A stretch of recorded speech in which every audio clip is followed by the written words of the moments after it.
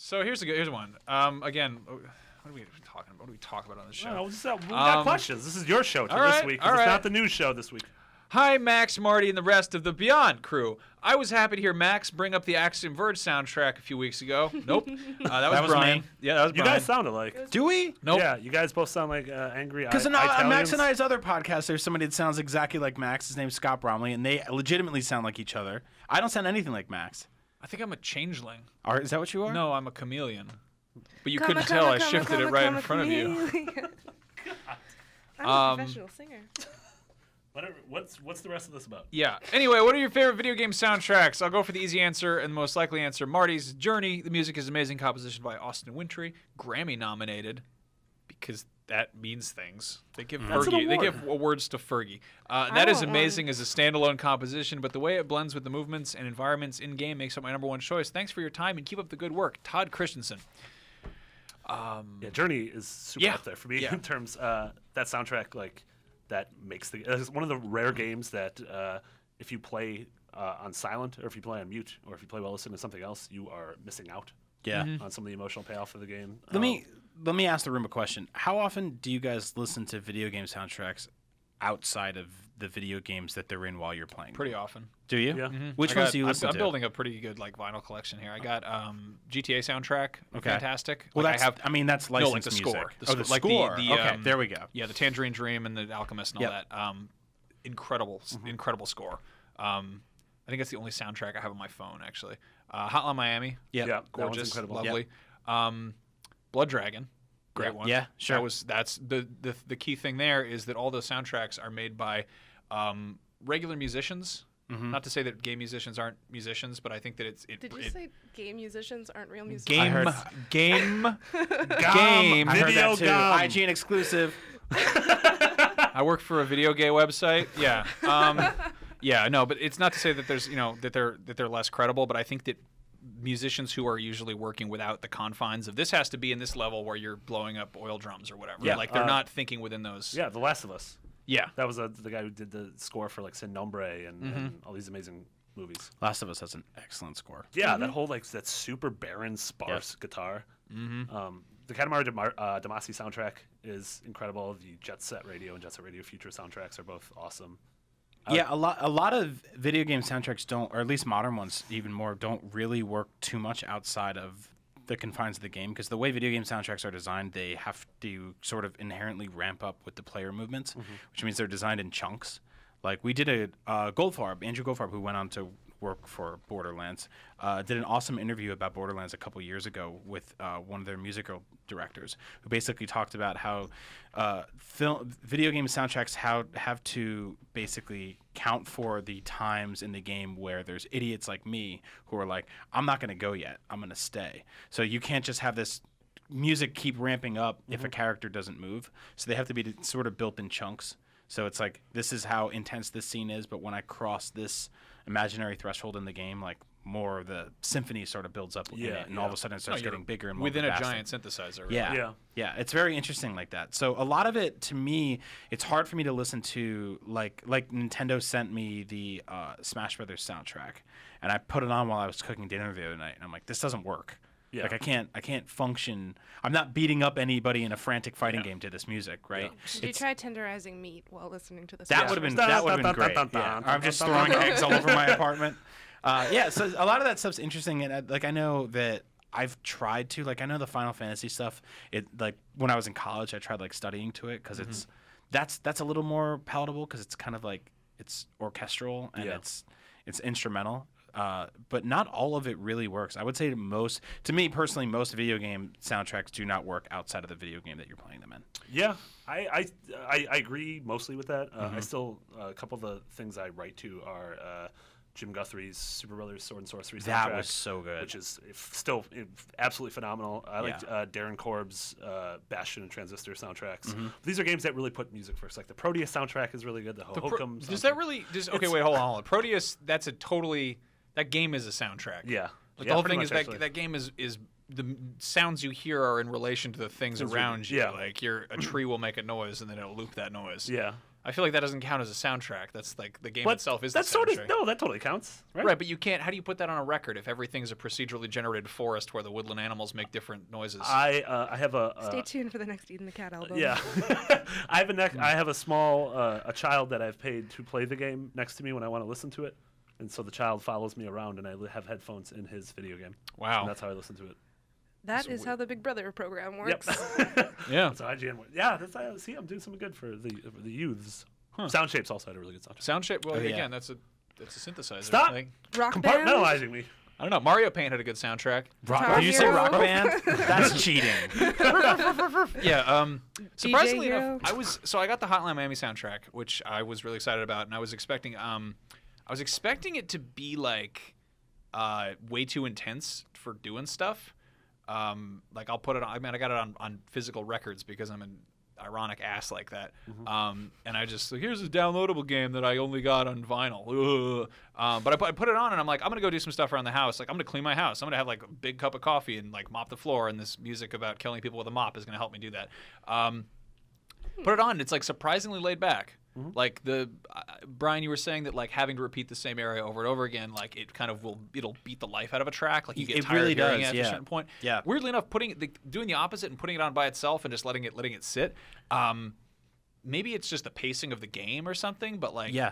it's those a lot of those tracks are like pretty chill on their own. I think it's really fascinating because that actually makes the standalone product almost better than the actual game because unless you're A+ perfect at that game, which I don't think anybody is on their first few goes at it. But there were songs in that game that I was like the first 2 times I heard them, I'm like, this is one of the most just like dope pumping electro joints I've ever heard in my entire life. And 45 minutes later, I was like, I never want to hear this again because every time it hits that one beat, a cop shoots me in the face, and that's what I identify with it. So I feel like listening to that album outside of the confines of the game is probably really awesome, which I can't do unless I buy it on physical media because you can't just go on iTunes and buy the Hotline Miami soundtrack because they're so Only available cool. on They hate vinyl. money. There's a fake Hotline Miami soundtrack on That I iTunes, did right? buy, yeah. That sucked. We should- Tricked. I was tricked. That's annoying. Don't buy whatever Hotline Miami soundtrack is on iTunes. Yeah, that Gloria Estefan is a ripoff She's a artist.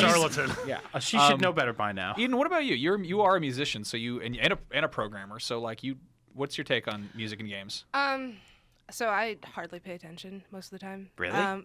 Well, I do, but it's more like I'm experiencing it, and then when I'm done the game, I don't really think about it. I never listen to game soundtracks. One thing I did really like was, I think it was Teamwork made Ocarina of Rhyme. Oh yeah. Yeah. That was amazing. Yeah. And I still listen to that constantly. Mm-hmm. Yeah. Have you heard Chrono Jigga? No. That is real. It's That's a really. real thing. It's Have great. you heard Don't. Golden Fly? That's 007. Is that real? Actually? Yeah, Golden Fly is Oh, great. really? I was wondering which of you is gonna be the first one to lie. There's Yeah. Vinyl Fantasy 7. No, you made that one up. No, that's a real one. That one's good. So I don't buy vinyl ever because it's rude to the planet. That's actually not why. It's because Rude to the planet. It's rude to Etra, the goddess of life. But yeah, like it's kind of weird because I've been kind of working on hopefully doing more music for video games. Don't know anything about music and video games. Yeah. Well, maybe you should listen to it. Maybe you shouldn't. Maybe you should I keep it that should way. just you have know? a fresh take. That's true. Yeah, I don't think Like- those Tangerine Dream guys know much about games, but they made some awesome music for GTA. You know? True. Yeah. I have a song in a game called Zeo Drifter, and it plays when you beat the game. And I was gonna do that anyway because it's like a quirky little Metroidvania game. I think it's coming. It's probably coming to a PlayStation platform soon. But when I finished the game and my song started playing, I was like, "Damn, that is an awesome feeling." Yeah. Like Yeah. that was just a weird. I've never had anything that happened to me before. I recently did the song for the Paradise Never game trailer, Oh, cool. and that was a Yeah. pretty cool feeling. Yeah, it's nuts, right? Yeah. So that's interesting though that you'll play games but kind of see the music as secondary. It's not something you're actively noticing. It's not that it's secondary. It's part of the environment. It's not like I go and actively seek out the trees from Far Cry in Right. the real world. Right. No, that's because that's kind of how I feel. I feel like You'd have the- to go all the way to the South Pacific to find them. That would be They're expensive. exotic trees. Some of them can be found at your local gardening stores, but they're very small there. Sorry, go ahead. But it's just like there's I rarely could tell you what the songs sounded like in a game. Only one is probably like Binding of Isaac, because I've died so many times in that game. I actually don't get annoyed with that song. I like that song that they play over and over and over again. Yeah. But That's how I feel about Bubble Bobble. You know what's a good There's song? one song in that game. The death song from Uncharted 2 that's just like one guy just like freaking out on a vuvuzela. Yep. And he's like, No! Are you a cat in heat? No, but they got a cat in heat and hooked it up to a trumpet to make the death noise for that game. And then put it like in front of a theremin.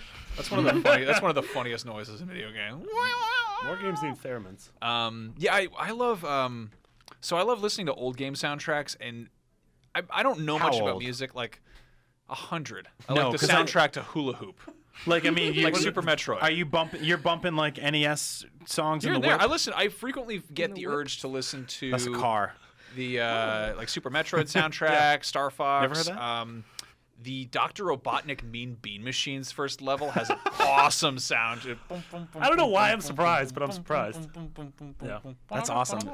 Damon Hatfield and I talked about doing a remix project back in the day that was basically just remixes of old 8-bit games. Well, and calling the album Double Dragon. okay. When I was little, the first like songs that I wrote lyrics to, I would sing along to the Mario soundtrack. Really? Yeah, the things I like, I'll hear, like I listen to also a lot of 80s music. I listen to a lot of music that was, and like 70s funk and stuff that was popular when theoretically these soundtracks are being written. Yeah. And I'll hear like similar hooks or like stuff that I can't tell if it's just because it's just associating sounds or whatever, or if it was in fact something that influenced something else. But like there are bits and pieces of Super NES or Super NES soundtracks that sound a lot like new wave hooks and totally. stuff like Marauder and Blondie and like Well, a lot of them were Talking Heads probably directly lifted. Oh yeah, Yeah. no, like totally. 100%. I mean, there's like the Earthbound soundtrack. People have removed parts of it, and they completely steal Beatles songs. Yep. Yeah. Yep. I mean, they were stealing covers back then. But if you look at the cover of Contra, it was basically just But it's Predator. It's kind of funny because it's like sort of an outsider perspective too. Because like you'll have like a Super Metroid level that's about weird frog funguses that are attacking Samus or whatever, but it sounds like the beginning of Talking Heads burning down the house. And it's like you could not have a further stretch from like somebody who's working on Super Metroid in like the early 90s to what David Byrne was doing in New York in the 80s. Like it's just a different, so it's kind of repurposing it more than anything. It's almost like this kind of it's a transformative process. So I don't know. I've always had this idea I'm not a musician. I don't understand how music works, but I think it'd be cool in a game, like these open world games that have like a morality system where you're really sort of forging your own path. That never seems to speak with the music. And so I always thought of this game of something like a Fable game or like an Elder Scrolls game where the decisions you make along the game impact sort of what your theme is. And so that by the end of the game, my character's theme can be way different than one of your themes. So because I am just this awful human being, and so I have this sort of thunderous evil, like Vader-esque theme. Yeah, so I like the idea that it's just full on like butt rock. Yeah. I was Like, gonna you say, just like, sound if you're angry and brooding, you're just throwing your pillow at the door, and you're like, "I hate you, Dad." And you're it's just listening to taking Korn. back Sunday. Yeah, buddy, here comes a bad girl crawling in my skin. I mean, I would love that if at the end of the game it just paired you up with a song. Like, This is how you played. You're so GTA evil 5. that the only song that's playing is Nickelback's "Animals." Yeah. It's a song about banging underage girls in a car by train tracks. If you're nice, Canada, it's just Canada. if you're nice, it's just Pharrell's "Happy" for 15 days straight. You're like, so I'm happy. What's the message of this game? Everything's great. screwed up and it's wrong. Yep. It's a bad place.